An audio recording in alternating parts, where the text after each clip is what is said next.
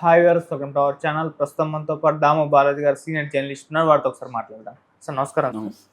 Sir, రోజా గారి పైన నాగబాబు గారు పగ తీర్చుకున్నారు, రివెంజ్ తీర్చుకున్నారు అని చెప్పేసి టైటిల్స్తో కొన్ని వార్తలు ప్రచారం అవుతున్నాయి సార్. అంటే నాగబాబు గారికి ఇప్పుడు ఎమ్మెల్సీ ఇచ్చారు, మంత్రి మండలిలోకి తీసుకోబోతున్నారు అంటున్నారు. అయితే ఏ మంత్రి ఇస్తారన్న దానిపైన ఒక చర్చ జరిగినప్పుడు రోజా గారు గతంలో చేసిన క్రీడా శాఖ మంత్రి, టూరిజం, ఆ రెండింటిని ఇప్పుడు నాగబాబు గారికి ఇస్తారని చెప్తున్నారు. మరి దీన్నే రివెంజ్ గా మాట్లాడుతున్నారు. మీరు ఏ విధంగా చూస్తారు? ఇవే ఇవ్వబోతున్నారు నాగబాబు గారికి, మీరేం చెప్తారు సార్? అంటే నాగబాబు సినిమా వ్యక్తి కాబట్టి సినిమాటోగ్రఫీ, తర్వాత క్రీడలు, టూరిజం, ఈ 3 శాఖల్లో ఇచ్చే అవకాశం ఉందనేది ఎక్కువ మంది చెప్తున్నారు. ఓకే. ఎందుకంటే ఇప్పటి వరకు జనసేనలో 3 మంత్రులు ఉన్నారు. పవన్ కళ్యాణ్, తర్వాత కందుల దుర్గేష్, నాదెండ్ల మనోహర్ సివిల్ సప్లైస్, కందుల దుర్గేష్ ఏమో సినిమాటోగ్రఫీ, అవి ఉన్నాయి. టూరిజం ఉందా ఆయన దగ్గర? లేదనుకుంటా. సో ఇప్పుడు ఈ శాఖల్లో కొంత ఆల్రెడీ శాఖలు ఇచ్చేసి ఉన్నారు కాబట్టి ఆ శాఖల్లో తీసి ఇవ్వాలి కొన్ని. అలాగా ఈయన అవైతే కోరుకుంటున్నాడు అనే వార్త వస్తుంది. ఎందుకంటే ఆయనకి సినిమా ఇండస్ట్రీ కాబట్టి సినిమాటోగ్రఫీ మినిస్టర్గా ఉంటే సినిమా ఇండస్ట్రీలో వాల్యూ పెరుగుతుంది అనేది ఒకటి. రెండోది, దుర్గేష్ కంటే కూడా ఈయన బెటరు. ఎందుకంటే ఆల్రెడీ ఆయనకి సినిమా ఇండస్ట్రీలో అందరూ తెలుసు, సినిమా ఇండస్ట్రీలో ఉండే ప్రాబ్లమ్స్ తెలుసు కాబట్టి ఆ మేరకు ఆయన బెటర్గా పనిచేయగలుగుతారు అనేది ఒకటి. ఇక క్రీడలు అనేది ఎందుకు వస్తుందంటే ఇది తెలుగుదేశం వాళ్ళు, జనసేన వాళ్ళు ఈ వార్తను పుట్టిస్తూ ఉన్నారు. అది నిజమంత అనేది తెలియదు. కానీ నిజానికి రోజా మీద పగ తీర్చుకోవడానికి ఈయన అవసరం లేదు కదా. ఆల్రెడీ లోకేష్కి రోజా మీద చాలా కోపం ఉంటుంది, పవన్ కళ్యాణ్కి ఉంటుంది, చంద్రబాబుకి కూడా ఉంటుంది. ఎందుకంటే చంద్రబాబుని లోకేష్ని తిట్టిన దానికంటే ఆమె ఎవరిని ఎక్కువ తిట్టలేదు.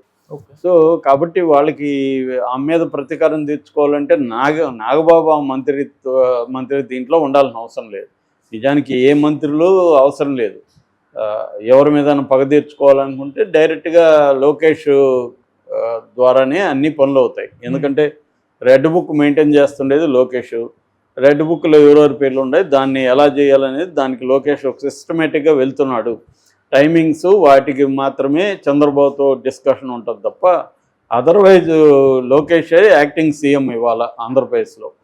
చంద్రబాబు ఏంటంటే ఓన్లీ విధాన నిర్ణయాలు అట్లాంటివి తీసుకోవడం, ఆయన ఒక ఫేస్ ఆఫ్ ద గవర్నమెంట్ లాగా ఉండడం తప్ప రియల్ పవరు, రియల్ సీఎం ఎవరంటే ఆంధ్రప్రదేశ్కి లోకేష్. ఈ లోకేష్ తన ప్రతి డిపార్ట్మెంట్ కూడా నామినేటెడ్ పోస్టులు ఒకరు ఉంటారు, తన మనిషి అక్కడ ఒకరు ఉంటారు, కీ డిపార్ట్మెంట్లంతా కూడా. అంటే లోకేష్ కంట్రోల్లో ఎవ్రీ మంత్రిత్వ శాఖ ఉంటుంది. లోకేష్ నాడ్ లేకుండా రేపు ఇప్పుడు ఫర్ ఎగ్జాంపుల్ నాగబాబు క్రీడల మంత్రిగా ఉన్నారనుకుందాం. వీళ్ళు చెప్పేది ఏంటి, నాగబాబు క్రీడల మంత్రి అయిపోబోతున్నాడు, రోజాని ఒక ఆట ఆడుకోబోతున్నాడు అని. రోజాని ఏం ఆట ఆడుకుంటాడు? రోజా ఆట ఆడుకుందాం రా అని ఒక ప్రోగ్రాం చేసినప్పుడు అందులో ఆమె 119 కోట్లు దుర్వినియోగం జరిగాయి, ఆమె డబ్బులు తినేసింది అనేది ఆరోపణ. ఆల్రెడీ కేసు ఉంది. కాబట్టి నాగబాబుకి ఇప్పుడు ఈ శాఖ ఇస్తే నాగబాబు ఆమె మీద ప్రతీకారం తీర్చుకుంటాడు. నాగబాబుకి ఆమెకు పడదు. గతంలో వాళ్ళిద్దరు కలిసి జబర్దస్త్ చేశారు. ఆ తర్వాత నాగబాబు టీం లీడర్లకి, కంటెస్టెంట్లకి సరైన గౌరవం ఇవ్వలేదనే కారణంతో ఆయన బయటకు వచ్చేసాడు. తర్వాత రోజా మంత్రి అయ్యే వరకు కూడా, ఎమ్మెల్యేగా ఉన్నా కూడా రోజా చాలా కాలం ఉండింది. మంత్రి అయినాక ఆమె బయటకు వచ్చేసింది. సో అలాగే వీళ్ళిద్దరూ ఒకప్పుడు దాంట్లో ఉండి మళ్ళీ నాగబాబు ఒక టీంని తయారు చేసి జబర్దస్త్ టీంని రాజకీయాల్లోకి తీసుకొచ్చి రోజాని బండబూతులు తిట్టించారు.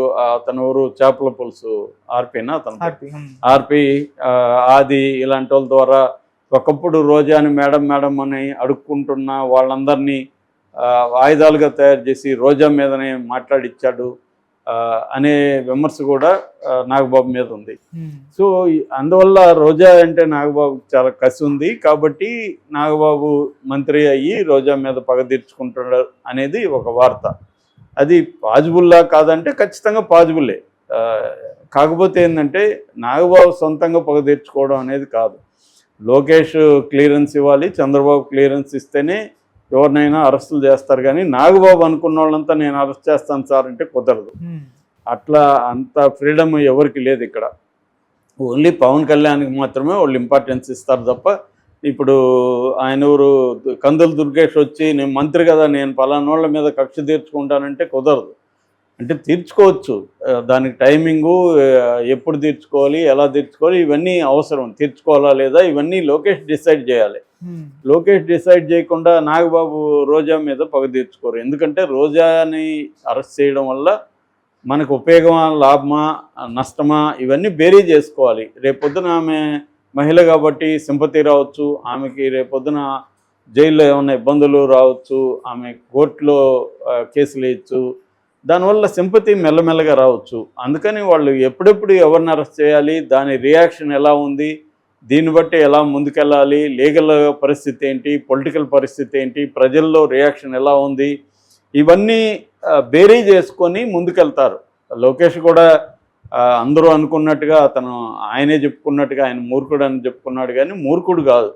లోకేష్ కూడా ఏంటంటే రాజకీయ ప్రయోజనాలు, షార్ట్ టర్మ్ ప్రయోజనాలు, లాంగ్ టర్మ్ ప్రయోజనాలు దృష్టిలో పెట్టుకొని మూవ్ అవుతూ ఉంటాడు లోకేష్ ఆయన. సో అంతేగాని ఏదో నాకు కోపం ఉంది కాబట్టి వీళ్ళ మీద ప్రతీకారం తీర్చుకుంటాననైతే అనడు. అలా అనేవాడైతే ఎప్పుడో ఈ పాటికి కొడాలి నాని, వల్లభనేని వంశీని ఎప్పుడో వేసేసి ఉండాలి. ఇప్పటి వరకు ఆగే పరిస్థితి లేదు. కాబట్టి ఎందుకంటే లోకేష్ని భయంకరంగా తిట్టింది వీళ్ళిద్దరు, వాళ్ళిద్దరిని ఎత్తిపట్టి వరకు టచ్ చేయలేదు. అందువల్ల ఏంటంటే ఒక వ్యక్తుల్ని అరెస్ట్ చేయాల్సి వచ్చినప్పుడు, ఆ లీడర్ని అరెస్ట్ చేయాల్సి వచ్చినప్పుడు అనేక విషయాల్ని బేరీజ్ వేసుకుంటారు. అధికారంలో రాకముందు వాళ్ళ కోపం ఉండొచ్చు, కక్ష ఉండొచ్చు, కానీ అధికారంలోకి వెళ్ళినాక పరిస్థితులు మారిపోతాయి. వాళ్ళు పర్సనల్ విమ్స్ అండ్ ఫ్యాన్సీస్కి అనుకూలంగా నిర్ణయాలు తీసుకోలేరు. తీసుకుంటే దాని రిపర్కషన్స్ చాలా ఘోరంగా ఉంటాయి. జగన్ మీద అదే కదా విమర్శ. జగన్ ఏ విషయాలు పరిగణలోకి తీసుకోకుండా, ఎవరి మాటలు వినకుండా తన తోచినట్టుగా నిర్ణయాలు తీసుకున్నాడు, దానివల్లనే అతను దెబ్బతిన్నాడు అనేది ఇవాళ జగన్ మీద విమర్శ. ఇప్పుడు ఫర్ ఎగ్జాంపుల్ ఆయన ఎవరు, RRR రఘురామకృష్ణరాజే ఉన్నాడు, ఆయన మీద రాజద్రోహం పెట్టి ఇవన్నీ చేయడంతో, ఆయన్ని కొట్టించి ఇవన్నీ చేయడంతో నెగిటివ్ వచ్చింది. రామోజీరావు తప్పు చేశాడో లేదో పక్కన పెడితే ఆయనకి 86 ఏళ్ళ వయసులో ఆయన ఇబ్బంది పెట్టాడు అన్నది వచ్చింది. అంటే కమ్మ సెక్షన్ బెటర్గా మారిపోవడానికి జగన్ తీసుకున్న అనేక నిర్ణయాలు కారణం. అట్లాగే చంద్రబాబుని 75 ఏళ్ల వయసులో 53 రోజులు జైల్లో పెట్టాడు అన్న ఇది కూడా జగన్కి వ్యతిరేకతంగానే మారింది.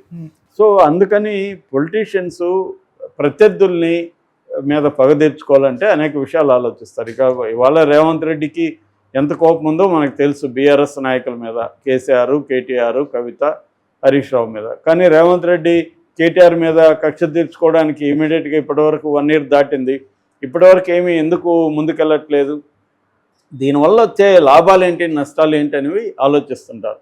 వ్యక్తిగత ఈర్ష్యాద్వేషాలు ఉంటే రాజకీయ నాయకుడిగా పనికిరారు. ఎందుకంటే అది నిర్ణయించకూడదు, నీ ఎమోషన్స్ నిన్ను డ్రైవ్ చేయకూడదు, నీ ప్రయోజనాలే నిన్ను డ్రైవ్ చేయాలి. సో ఆ ప్రయోజనాల్లో కూడా షార్ట్ టర్మ్ ప్రయోజనాలు, లాంగ్ టర్మ్ ప్రయోజనాలు అని ఉంటాయి. సో దీనివల్ల షార్ట్ టర్మ్ గెయిన్స్ ఏంటి, లాంగ్ టర్మ్లో గెయిన్స్ ఏంటి, రియాక్షన్స్ ఏం రావచ్చు, దానికి ఎలా ప్రిపేర్ అవ్వాలి, ఇవన్నీ చూసుకుంటారు. చూసుకోకుండా అరెస్టులు ఎవరు కూడా చేసేరు. చూసుకున్నా కూడా వాళ్ళు అనుకున్నట్టు రిజల్ట్ లేకపోవచ్చు, అది వేరే విషయం.